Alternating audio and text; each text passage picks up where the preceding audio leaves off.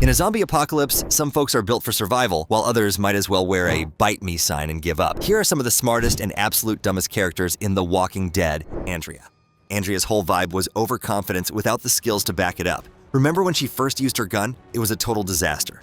Aim all over the place, unable to operate it properly, until Dale and Shane taught her. But would she ever fully listen to advice from others? Nope. She always acted insecure and defensive. Weeks later, she's out there popping bottles by the highway, ignoring warnings about ricochets like they're just suggestions. When she got to Herschel's farm, she immediately latched onto Shane's survival at all cost philosophy and backed his plan to bust open the barn doors. Great job, Andrea. That little stunt shattered group morale, destroyed Maggie's trust, and turned the farm into a Walker buffet. Then Woodbury comes along with its ice-cold lemonade and charismatic governor, and she's completely mesmerized by solar panels and clean clothes. Michonne tried to warn her that something was off, but Andrea just called her jealous and allowed herself to be persuaded into certainty that this was the way forward, permanently. Even though Michonne saved her life, Andrea completely abandoned her. By the time she made her last-ditch diplomatic mission, Axel was already dead, and the prison guard towers were burning. Her final moment came when she hesitated with pliers inches from freedom, choosing to talk instead of cutting her way out of restraints. One Walker bite later, and all her speeches about hope went silent.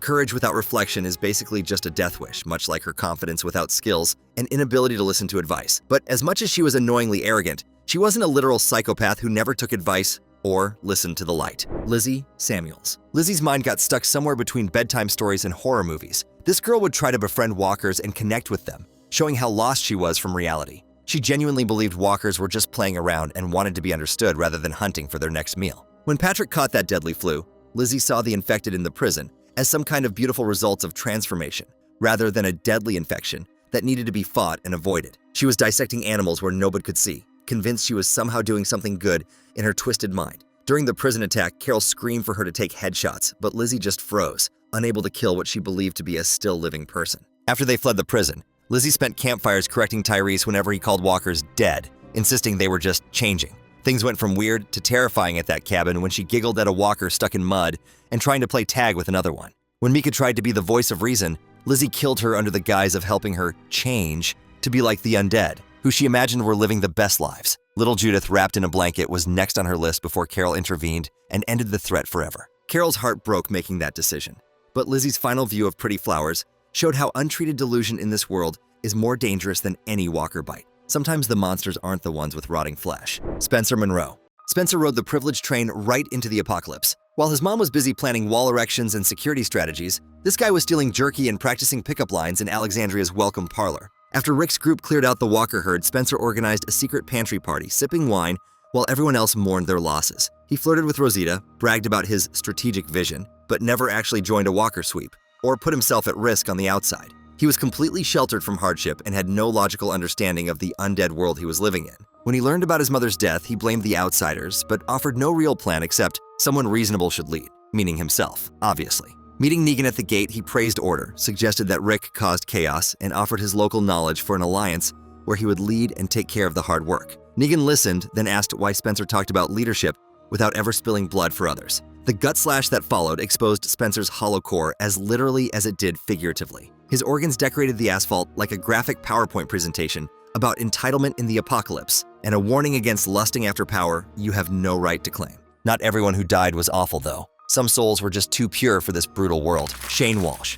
Shane's story is a complicated one. Rick Grimes' best friend went from his reliable backup on the police force to trying to kill him to take over the group they led in the apocalypse. Now, if Rick was making bad calls, maybe that could be understandable. But instead, it all came out of a lack of attention. Getting with Rick's wife when they thought he was dead gave Shane a sense of purpose, one which was stripped away when Rick miraculously made his way back to them. With his old buddy now calling the shots and, in Shane's eyes, stealing his family, the only form of control he had anymore was trying to take over the Atlanta group. With idea after idea being shot down by Rick, who prioritized the safety of his family, Shane's fuse was getting shorter, and eventually it led him to make some of the dumbest decisions in the show, from killing an innocent kid all the way to trying and failing to execute his best friend to steal his family away from him. He became an unrecognizable madman in his attempt to regain importance and attention, a far cry from the innocent and well-meaning police officer who saved Rick's family when the dead began to rise. Not everyone who died was awful, though. Some souls were just too pure for this brutal world. Beth Green. Beth's journey from optimist to fighter was cut short before she developed the survival skills to match her courage. At the prison, she became the medic runner, pinching IV tubes shut while Herschel stitched wounds. During the cell block flu outbreak, she sanitized gurneys and sang lullabies to calm frightened kids, while everyone else was digging graves. After the prison fell, she found a funeral home stocked with peanut butter jars, labeling shelves, and humming while Daryl set traps outside. She dreamed of becoming a nurse and making a real positive change in society. That dream got snatched away when she was abducted. Grady Memorial's weird barter-based economy actually valued her calming presence with patients, so she traded lollipops for gauze and swapped duties to learn drug dosages. She hid escape notes in secret locations and timed guard rotations with Noah. When their escape went south, Beth drew gunfire so Noah could escape through a window, taking a beating for her trouble. Later, when Dawn's leadership started cracking under pressure, Beth saw her opportunity. She planned to disable Dawn during the prisoner exchange, but she misjudged the distance, and Dawn's reflex pulled the trigger before Rick's crew could react. One bullet to the skull, and Hope's little songbird fell silent. Just goes to show that courage needs to borrow patience from wisdom if you want to live to fight another day. Now let's look at the man who wrote the book on surviving this messed UO world, one deadly mistake at a time. Rick Grimes. Rick's approach to survival was basically a living textbook that got updated after every disaster. Post-hospital Atlanta taught him a lot about how to preserve ammunition, avoid herds of undead, and even make deals with survivors to stay alive. On the CDC grounds, he learned that government resources were toast, so local leadership mattered more than ever. At the farm, he weighed Shane's survival-at-all-costs philosophy against Herschel's faith-based approach, and eventually fused them into his own risk the limb, not the heart doctrine of minimizing loss while remaining realistic. Prison operations showed his engineering mind at work, redirecting walkers with alarm systems, reinforcing fences with rebar braces, rotating crop rows to preserve soil, and channeling waste to fertilizer pits. He mapped escape routes for escapes or battle plans. When the governor's tank forced them out, Rick formed external alliances and still managed to find success despite the setbacks and challenges. Terminus taught him cannibal psychology and hostage rescue methods using sharpened belt buckles and hidden shivs. During the Savior conflict, Rick adopted time-on-target raids, hitting multiple outposts simultaneously to overwhelm enemy communications. When that failed, he switched to siege warfare, flooding the bullet factory with walkers to choke production. Each disaster rewired his approach, proving that leadership lives in edits to the manual of life, not first drafts. Rick wasn't perfect, but he was always learning, always adapting. If Rick was the strategist, his right-hand man was pure survival instinct in a leather vest. Daryl Dixon. Daryl's whole survival playbook mixes backwoods skills with razor-sharp observation. His childhood hunting experience taught him hunt patterns and quick shot placement to go for effective but silent kills. After society collapsed, those skills expanded into a complete forensic reading of the environment to ensure the safety of him and, for a while, his brother. The guy can spot a snapped weed stem and tell you a walker knee dragged through recently based on moisture, still clinging to the brake. He registers bird silence around a clearing and instantly knows there's an ambush waiting. His crossbow became an extension of himself. He adjusted limb tension for recycled bolts and matched draw weight to whatever cordage he could salvage, always adapting to the surroundings and making the most of his limited resources. He cataloged vehicle shortcuts, siphoned decades-old fuel from abandoned tractors, and filtered water through denim when charcoal wasn't available. Tracking Dwight through the burnt forest, Daryl noticed boot prints with offset heels, able to track him effectively. These layered instincts created a survival roadmap that other fighters followed without question. In a world where most people were just reacting, Daryl was always 3 steps ahead. Carol Pelletier. Carol's evolution is a masterclass in adaptation.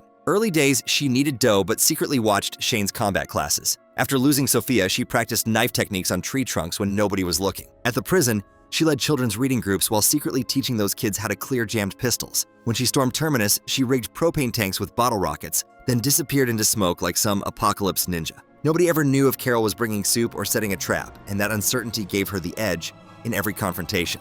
But if Carol was the master of deception, our next survivor was the king of psychological warfare and manipulation, Negan Smith. Negan combined charisma with calculated brutality. He forced recruits to kneel, linking their relief from torment with a single word of permission: rise. Lucille, that barbed wire bat, worked as both weapon and mascot. Just placing it on a table would freeze any argument and make people listen to Negan's twisted sense of reason. Standing on trails lit by floodlights made him tower over his lieutenants, cementing the hierarchy and making it clear at all times who ran the show. While Rick plotted revenge, Negan rotated patrols every so often to prevent insider rebellions or payoffs, showing that he always thought one step ahead. After his lengthy imprisonment, he cultivated vegetables in a brick-walled garden, impressing Judith with his abilities. During the Whisperer conflict, he skinned walkers, endured their stench, and listened to Alpha's crazy sermons until he spotted his opportunity to end her threat for good. At the perfect moment, he decapitated her violently, bringing her head to Carol as a peace offering. His ability to adapt kept Negan relevant long after his crew started cracking under pressure. Say what you want about the man's methods,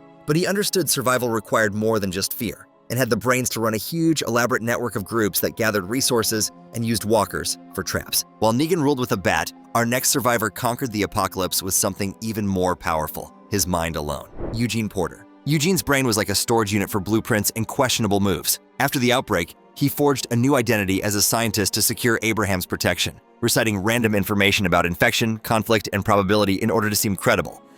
Some of his crazy feats of intellect include reverse engineering a rundown munitions factory to mass-produce ammo for his group when supplies were low, booby-trapping the Savior's cartridges so their rifles exploded, which allowed the Allied communities to rebel against them, crafting a portable lure that diverted an entire walker herd, and improvising life-saving antiseptics and IV fluids in the field. He had a heart as big as his brain, and always did his best to do the right then when it counted, even if it involved reluctantly getting his hands dirty.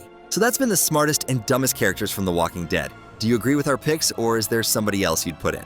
Let us know in the comments below. And if you want to see more of The Walking Dead content, click the video on screen now.